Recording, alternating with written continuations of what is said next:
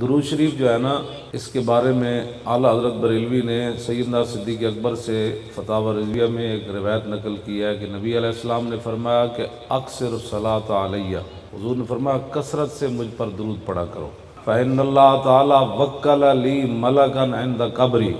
فإذا صلی رجل من امتی قال لی ذالک الملک یا محمد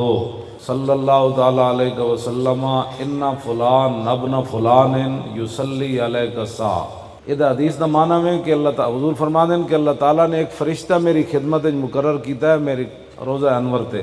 جدوں بھی کوئی میرا امتی میرے تے درود پڑھدا ہے نا تے او فرشتہ کہندا ہے یا رسول اللہ فلانا فلانے دا پتر ہونے انہیں تواڈے تے درود پڑھیا۔ ایتھے جڑا اعلیٰ حضرت شعر لکھیا، اعلیٰ حضرت فرماندے کہ اتھے پھر شعر لکھ کے پھر اعلیٰ حضرت دا ایک اپنا مزاج ہے، فرمایا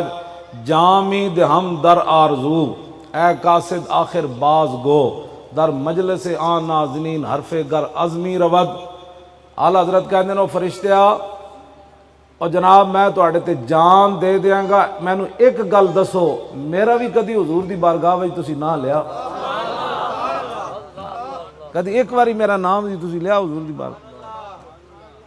تے جلے ہو جے تو حضور تے تواڈا بھی نام تے تواڈے پیو دا بھی نام تے میرا تے میرے پیو دا بھی نام حضور دی بارگاہ وچ لیا جائے تے بندہ کتنا وڈا سودا،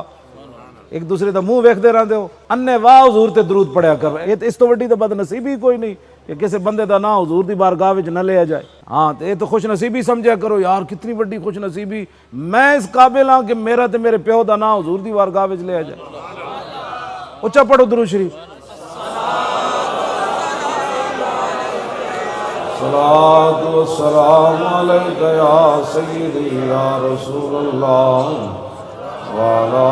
آلک و اصحابک یا حبیب اللہ۔